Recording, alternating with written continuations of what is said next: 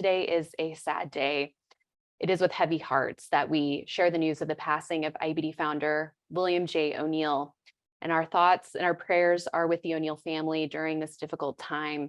We wanted to take a few moments to remember Bill and to honor his legacy. He changed the lives of so many. We bring him up almost daily on this show. He's been a guiding light for our team, and we know that his legacy will continue. He changed the lives of so many, and he was definitely a self-made man who was so generous with his time, his wisdom, and his financial resources to make others' lives better. So with that, I want to invite a couple of folks to share their words. David, Ryan, let's start with you.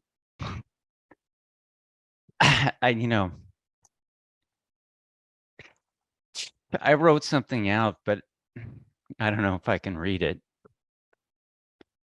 I'm a tennis player. I'm very similar to Roger Federer. Every time he would win a trophy, the guy would start crying. Anything like this, when somebody has helped me, Yeah. it's just hard to get through, but I'll see what I can do. If you ask anyone what were some of the top 5 or 10 days in their life, many would list getting married, having children, or graduating from college. One of the days that I would list in my life occurred in March of 1982 as a 22-year-old. I'm sorry. Walking up the front stairs of William O'Neill and Company and asking for any kind of a job the company would give me. And it was that day that changed the direction of my life forever. Bill graciously met me the very next day, and it was the start of a working relationship, a mentorship, a friendship. It lasted for 16 years at his company and beyond, even when I went out on my own. It was a man who I'm afraid, it was a type of man, a gentleman who I'm afraid we're losing too many of these days.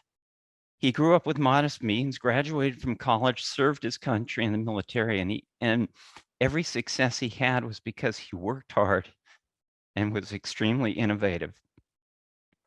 I gave probably around 150 or more all-day seminars with Bill around the country, and he'd always remind the audience that this was the greatest country in the world with tremendous opportunity. He was always encouraging, challenged everyone that if you put in the hard work, you could improve your investment results. He was always positive, no matter how tough the economic environment, and took on one of the biggest and greatest newspapers in the world, the Wall Street Journal. He was extremely ethical, never cut corners, always did the right things the right way. He taught me that details are so important and are the difference between just ordinary and outstanding results.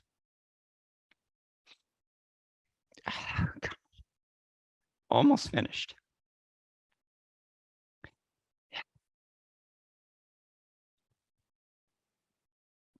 He was a friend. He came to my wedding, had him over for dinner. I spent a lot of time traveling with him, and he was always encouraging, giving advice, and interested in what I was doing, even outside the market. And I've come full circle from 1982 to joining the IBD live team in 2021. The appreciation I have for what he has done for me, I hope I can repay in carrying on the education of investors for years to come in laying down the principles he discovered and taught to millions of investors. Finally, I hope everyone can have a Bill O'Neill in their life. Thank you. David, thank you so much for pouring out your heart. We know you had such a close relationship with Bill, and we really appreciate your words today. And we definitely know that you are part of continuing his legacy and paying it forward. And I can speak for the team in saying that we really do. We think about him daily, and I know personally in my life, he has been such an inspiration and a driving force in wanting me to help others to do more, to achieve more, and to pay it forward. Charles Harris, I want to bring you in, say a few words if you could. Hey, thanks, Allie. Yeah, it was really very beautifully put, David. I think every word David said really resonated. I've never really met anyone just like Bill O'Neill. Bill was really a maverick, very unique individual. And he also changed the course of my life too. I mean, I remember the day he walked up to the research group. I saw him maybe once a year. And he walked up, sat next to me and said, let's go out to lunch. And that was the beginning of, 20 plus years of working very closely with him, sharing an office with him, and really learning from him. He was very much a mentor and just a great guy, not just like talking stocks, but he just had a lot of wisdom.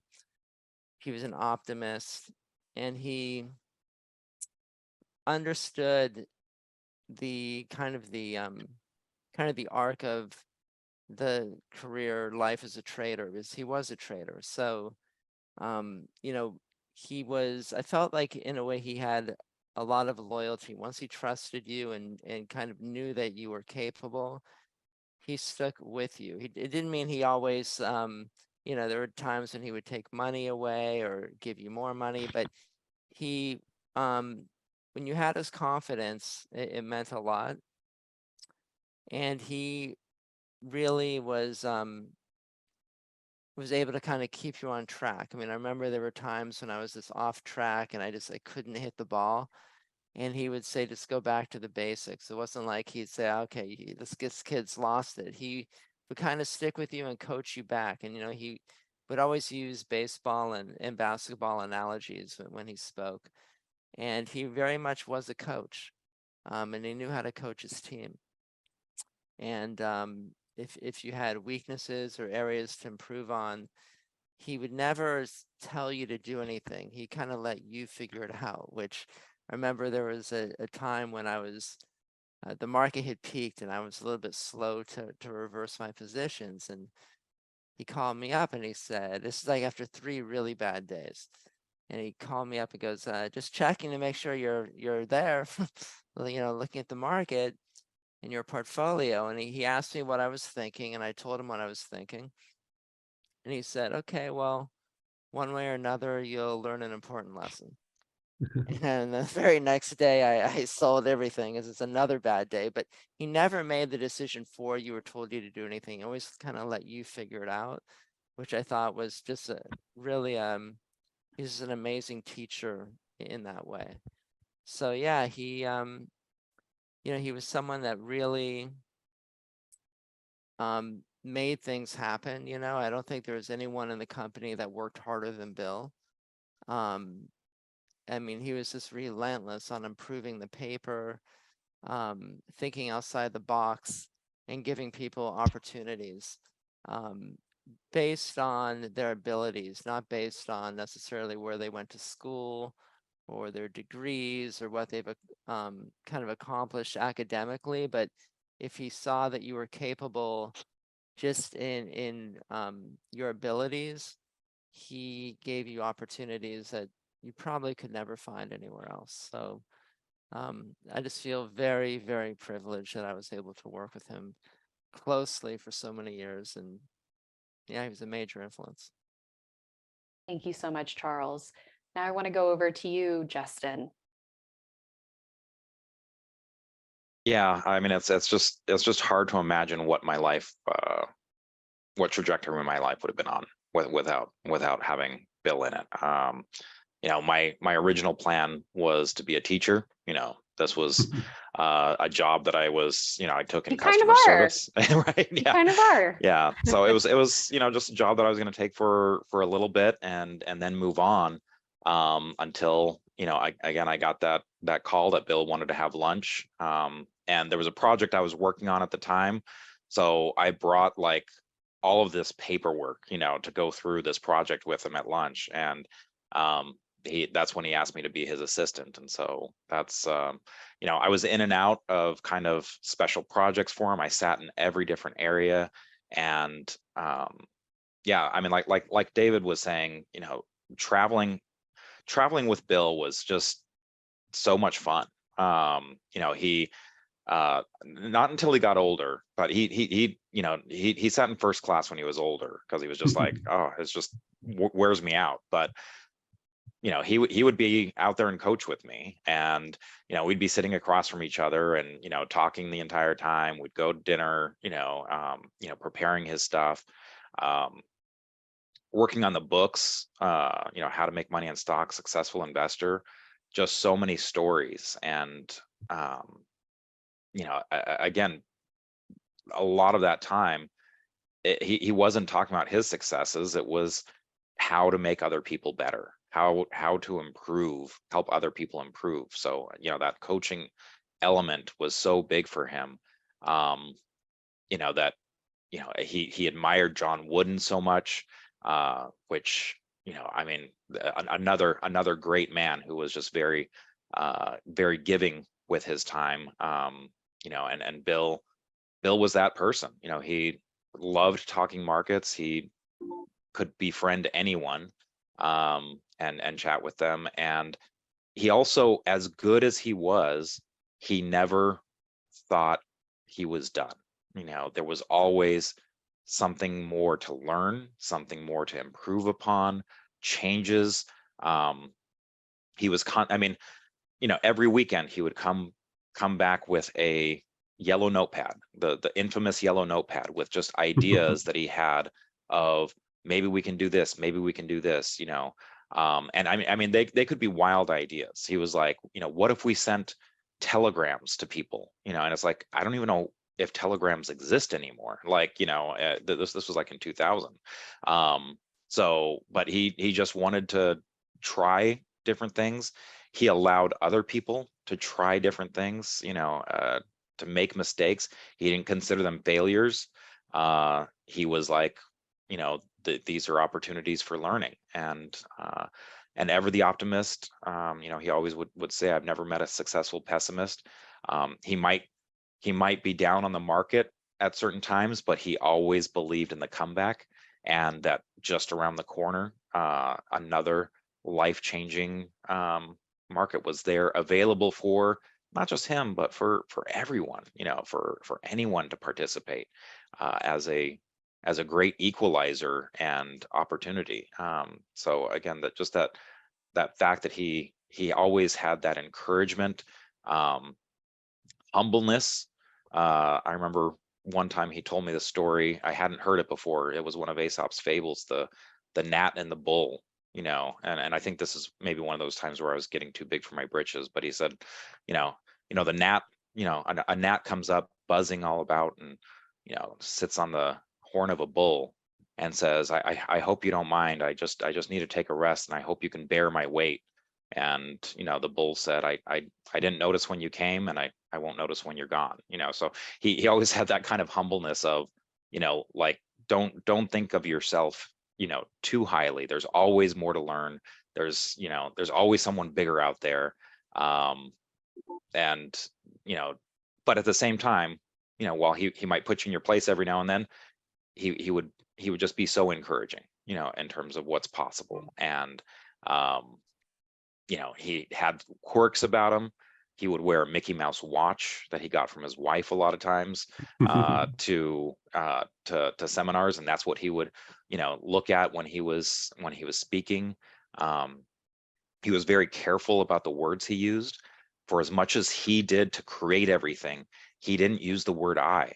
He often used the word we. You know, even though he was so, important for everything, he still didn't just put it all on himself. He said, this is something that, we've done. And again, it's just one of those incredible people that I just feel so fortunate that I had in my life, how he changed the trajectory of my life.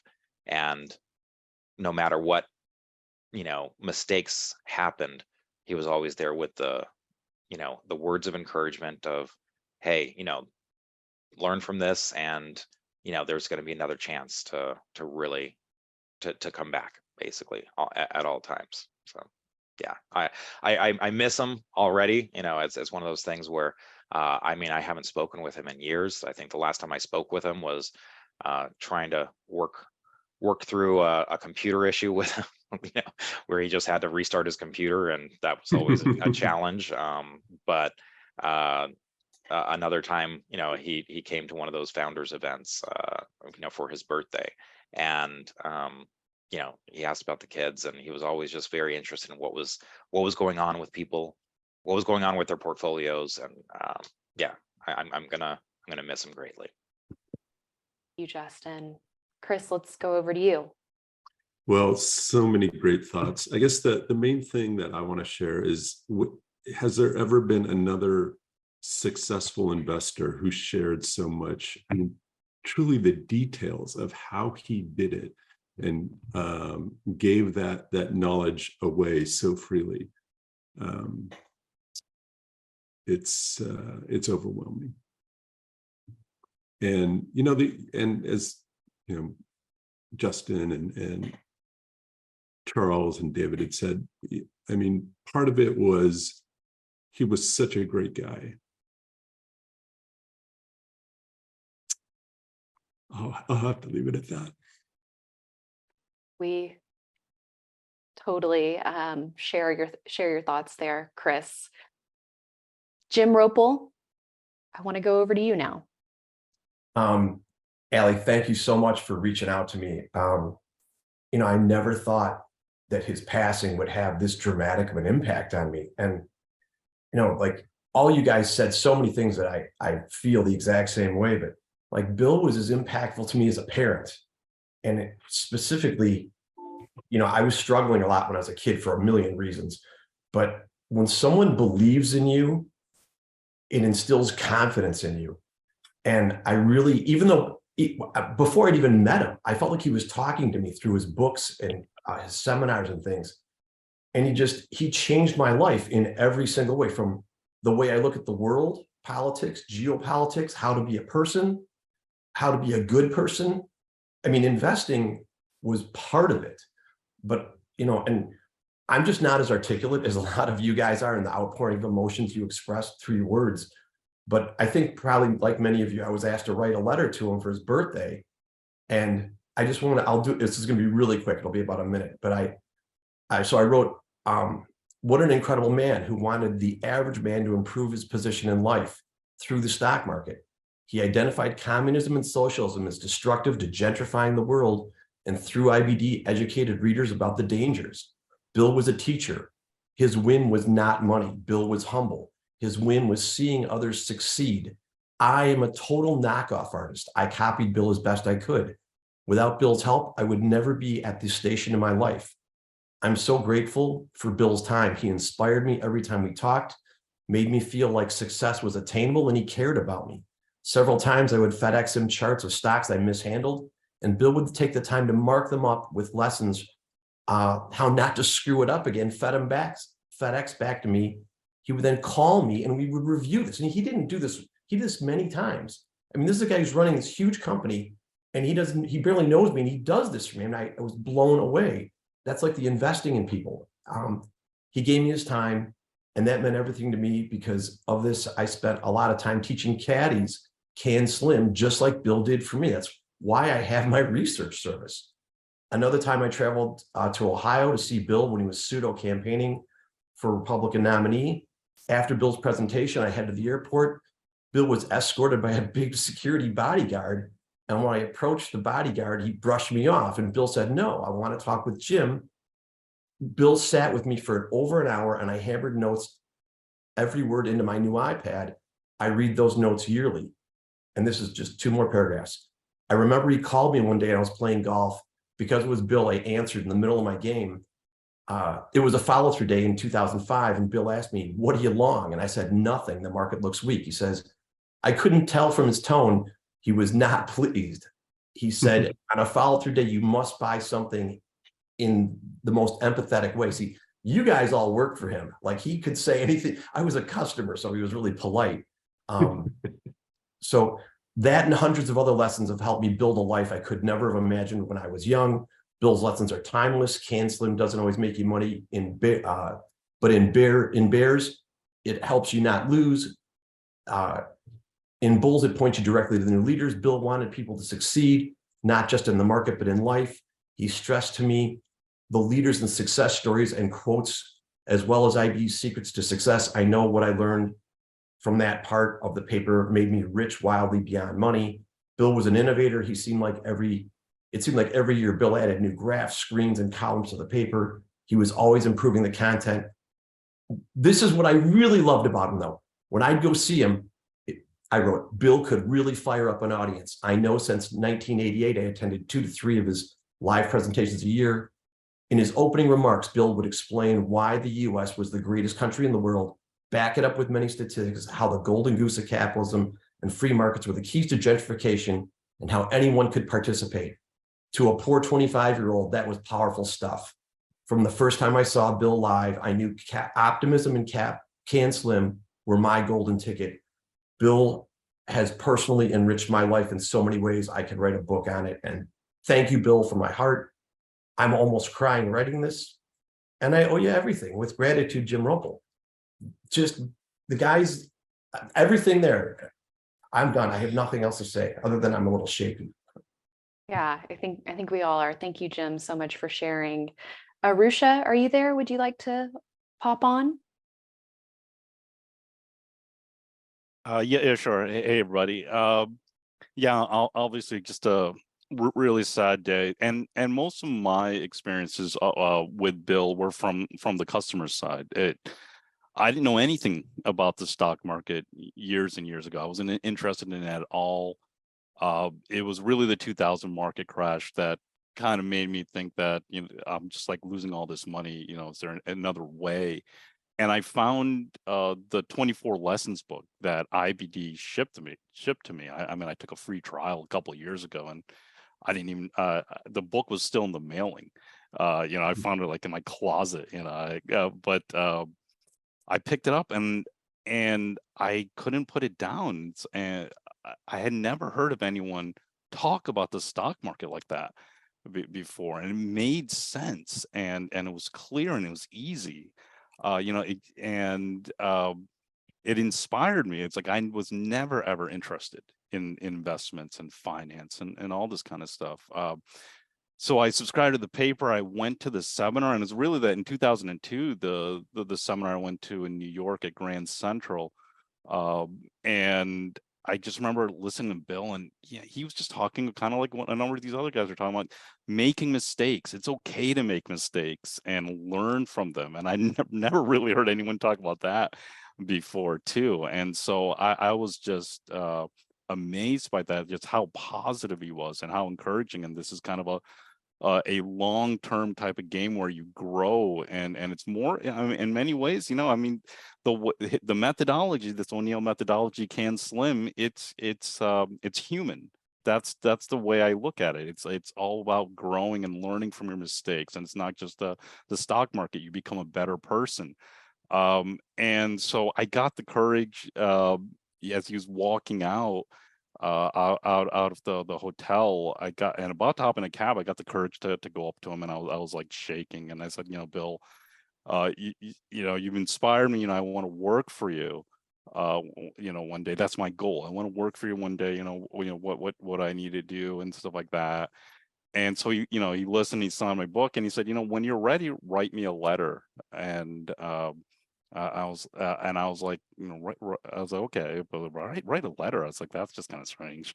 But so like years later, when I moved to Los Angeles, I was still trying to figure out, okay, maybe I can work at IBD, maybe I can work for O'Neill in some way.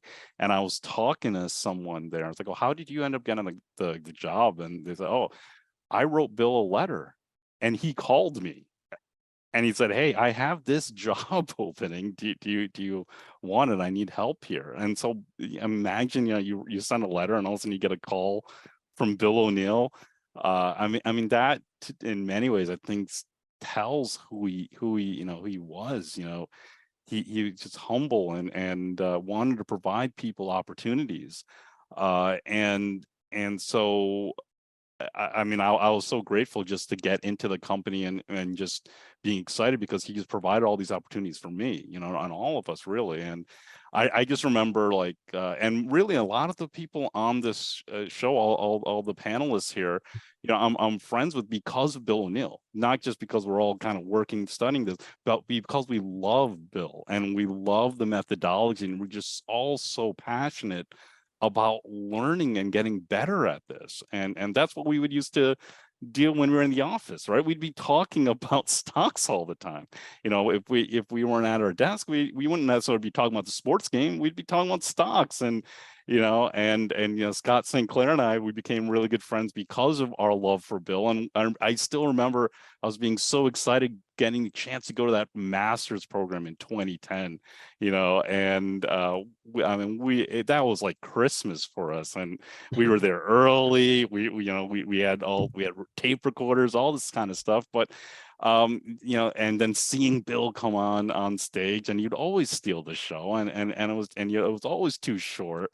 But I'm so grateful I have those recordings, but it was just always so positive. So I mean, and so really the last thing, and I'm part of William O'Neill and Company now, and a couple of months ago, I went to New York and Boston, met with these clients, these institutional clients that Bill would always talk about, and consulting and how we got started. And the taxi cab drove me right by the spot where I got the courage to talk to him and ask him and tell him, I want to work for him. And I remember just being so grateful for Bill because he completely changed my life. And besides my parents and stuff like that, without a doubt, the most influential person on my life. So it's a sad day, but just nothing but gratitude. Marisha, thank you so much. Ed, over to you and thoughts on Bill's legacy in the IBD newsroom. Well, one, I want to say the legacy is that you can see so many people who, I think it's just, as others have mentioned, so many, he wanted other people to succeed. And I think he's passed that lesson on. One reason why he'll have a legacy is that there's people like that have come here today to talk about it. They have that legacy. They want to share. They want other people to succeed as well. And they share their experiences. So it's just the good people. And, working at IBD it's always been good people, hardworking, good people. It's just always been, it's one reason I've been here for a quarter century. I met my wife here. So it's been a pretty good place. It's such and that's the kind of environment, the climate that Bill O'Neill created.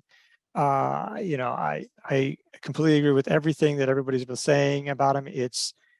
It's a really sad day, but it's also, I mean, it's wonderful to talk about what a great person he was and what an inspiration he was. And I think I will leave it at that. Thank you so much, Ed. I just want to say a couple quick words as well. Try to compartmentalize my feelings. I thought I was holding it together till it comes to me.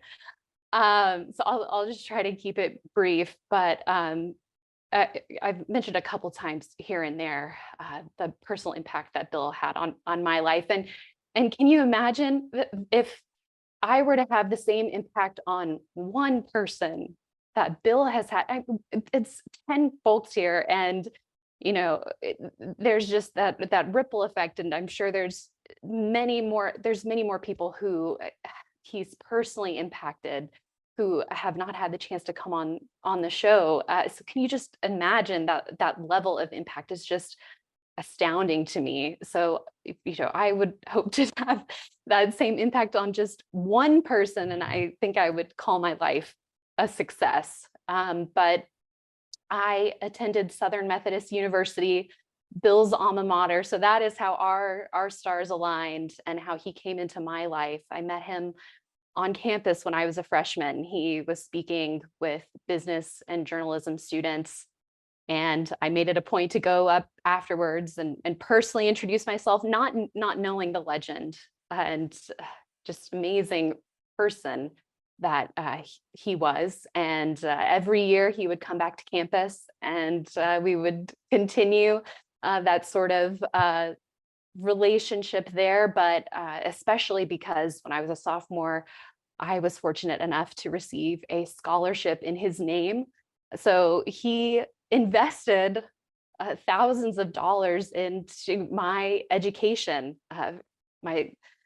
starting actually the spring of my freshman year. But an incredible sense of gratitude I have for that. And so then when it came time to look for jobs my senior year, I didn't know that I would end up at IBD, but I flew out to LA. I was doing an honors project interviewing alumni in the media industry out in LA. And he was always such a humble person. So when it came to my time to speak with him, the other alumni in the industry I interviewed, I wanted, because I'm a journalist, right? So I got him on camera. Tell me about your experience in the media industry.